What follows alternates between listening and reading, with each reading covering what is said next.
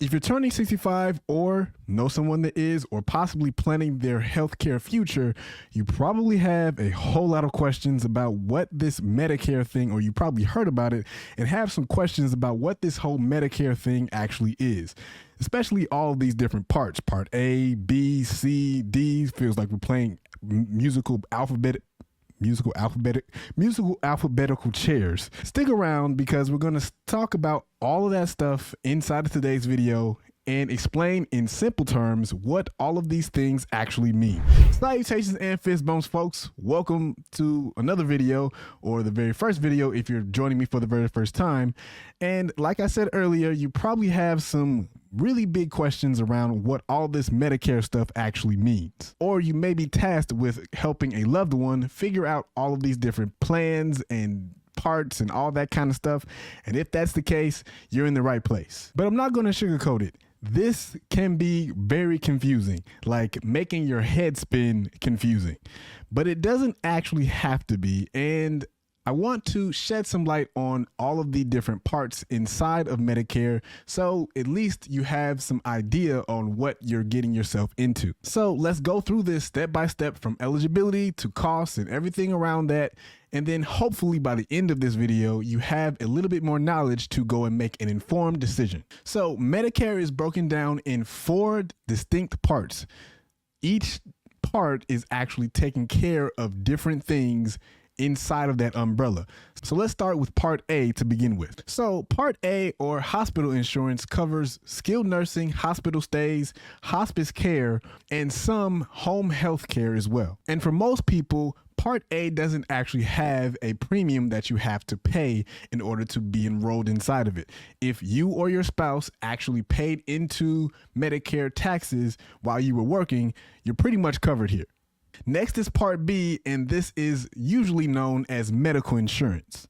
And this part actually covers doctor's visits, some home health care, and preventative services. Unlike Part A though, Part B usually comes with a monthly premium that is scheduled around or based around your income level. Then we have Part C, which is also known as Medicare Advantage, or MAPD. Now, these plans are usually known as alternative or additional plans alongside the traditional Medicare, and they are usually offered by private insurance companies who are approved by Medicare. And Medicare Advantage plans usually include everything inside of Part A and in Part B, but they also offer a few extra benefits like vision, dental, and prescription drug plans. However, I need to warn you, just be aware that these usually work inside of a network of providers. So do your homework on things that are around your area so that you don't obviously have to drive that far, but also so that you're in network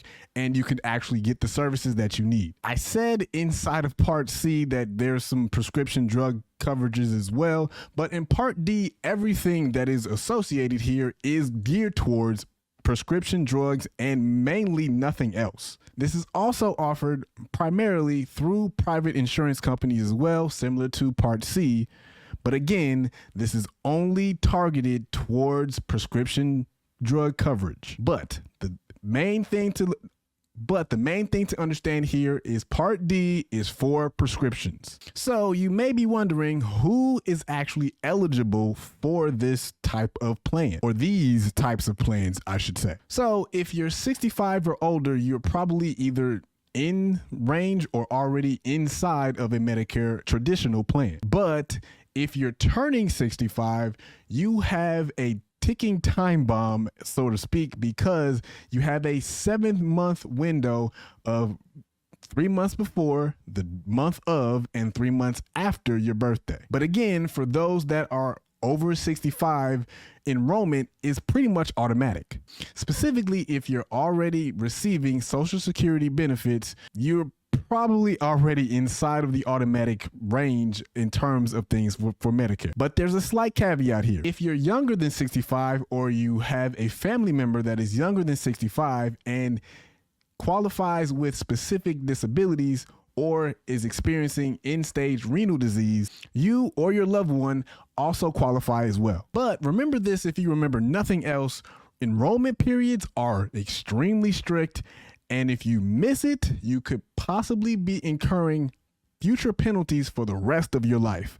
Literally. From here, let's talk about costs, baby, because these can get sometimes expensive depending on the carrier and your location. While Part A is primarily usually free, Part B, C, and D necessarily aren't, or at least Part B could have some premiums or monthly premiums that you may incur, but definitely on the Part C and D sides, you're going to see some fluctuating prices because, again, all of this is usually based around your income. But not to leave you in the dark, there are some other things that you have to keep in mind as well, like deductibles, co-payments, and at times co-insurance for certain services. Also keep this in mind that Medicare Advantage plans usually have an out-of-pocket limit. Also keep this in mind as well. Medicare Advantage plans usually have an out-of-pocket limit, but traditional Medicare does not. Now, for those that qualify, you may end up leaving some things or some holes inside of your coverage, and that's where Medigap usually comes in. But if I'm not mistaken, that may be fizzling out in the next coming years. These are also sold by private insurance companies. So again, qualifications and all of that kind of stuff in terms of income level and things of that nature do come into play here, but not as drastic as Part A, B, and C, or D as well. So again, you may be wondering or asking yourself or asking me at this moment, what is all of this Medicare stuff, or why is it actually important? Well, because it covers about 60 million Americans, and that number is growing every single year. It's designed to help wiser individuals and individuals with disabilities or certain disabilities to obtain the healthcare services that they need. But as per usual with anything, understanding what and where you can get your information or your services from is the key part. But as per usual with anything, getting the most out of what you have comes from understanding what you have and what you don't. Making sure that you have a knowledgeable agent is